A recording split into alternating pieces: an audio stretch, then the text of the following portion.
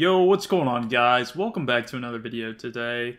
And it's my favorite day of the month, guys. It's QQQI Dividend Payday. So I'll go on ahead and jump over to my own personal portfolio and I will show you just how much QQQI paid me for my shares. So if I jump over here to my recording spreadsheet, we can see that QQQI paid me $17.97 for 29.38 shares. So if we jump over here to the Invesco website here, we can see that QQQI's most recent distribution was 61.16 cents per share. This is interesting in my opinion, guys, because such a huge rally in the stock market, it's a little weird to see that their calls didn't do better. We can see here previously in June and July that they were paying out 62 cents, 61 cents, and even 64 cents in August. So it's a little interesting to me. But nonetheless, they're keeping up with their dividend yield, so that's very important.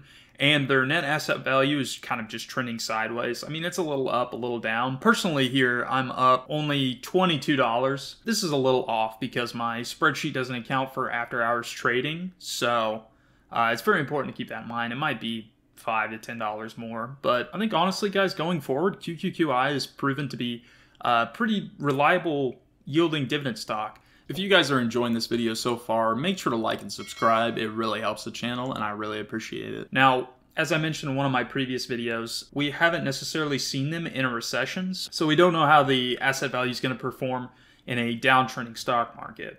Now, if we use their performance compared to JEPQ and JEPI, then everything should be okay. Now, I'm not entirely sure how different the way that they underwrite their calls are in comparison. So I've actually jumped over here, guys, to marketbeat.com, and I went on ahead and put QQQI in here. And essentially, guys, what we're going to be seeing is just how much QQQI could yield us over a certain period of time if their price appreciation trends about the same, as well as their dividend yield. So I've plugged in here the QQQI, the 200 shares at their current price. And what's actually cool, guys, is it includes your dividend tax rate here. And I actually had to bump up the initial annual dividend yield because it's lagging behind. Right there it says 10.51%. And then we have this annual dividend amount increase in the expected annual share price appreciation here, which is pretty comparable to the actual fund itself. The net asset value has returned 4% so far this year, so we want to be a little bit more on the conservative side. So right here, guys, we will calculate the dividends, and we can see here that our total dollars right here in our portfolio balance goes from $12,065 in the first year all the way up here to $45,999.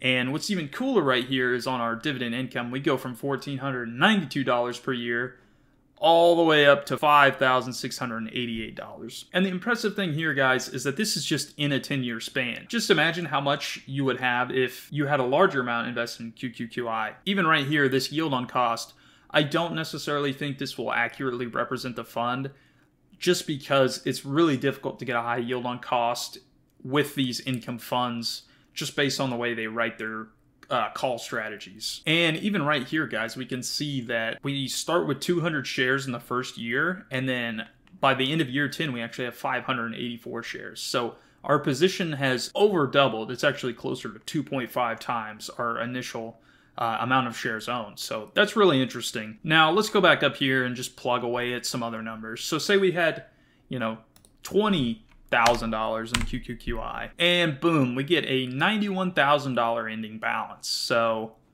right here, we see we get annual dividend income of $14,105. And over our 10 years here, we can actually see that we get $63,000 in dividends. Right here, we can see in our last year, we actually get $11,377 in year 10 of dividends. Another number I'd like to plug here is what if we invested for 20 years with this $200? Here we can see that our ending portfolio balance is $203,000. And in our final year here, we get dividend income of $25,000. And we can see here in our final year, year 20, we get $25,000 in dividends, which is incredible. That's actually more than I'm making right now at my part-time job. So I would absolutely take $25,000 in dividends as it stands right now. So, and then let's just go on ahead for fun here, put in this 30 years invested just to see what it would be. And after 30 years invested, we get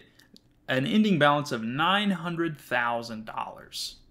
And if we jump down here to year 30, we get $111,000 in yearly dividends in year 30. So this is, I mean, pretty nuts. But I will say, this is accounting for this 3-year annual dividend amount increase and this 3-year share price appreciation. Now, I want to temper your guys' expectation with a little bit of wisdom. I definitely don't think in 30 years your yield on cost, if you invest in QQQI, will be 1,000%, okay? I can almost guarantee you that it probably won't. The unfortunate thing about these income funds is you are not going to get massive amounts of share price appreciation and massive amounts of increase on yield on cost. It's just in the way that the fund works. That net asset value there is just a safety net for your investment. I think it's important to expect that the dividend yield to stay the same or even decrease. I really don't see them sustaining a 3% dividend increase over time, but who knows? Only the future will tell. Hopefully you guys enjoyed this video, and hopefully it just kind of gave you a sense of how much of a compound machine QQQI could turn into if they can avoid NAV erosion and if they can keep paying these sweet, sweet dividends. So with that being said, guys, that's going to bring an end to this video. Let me know what you want to see in the next one, and I will see you guys later.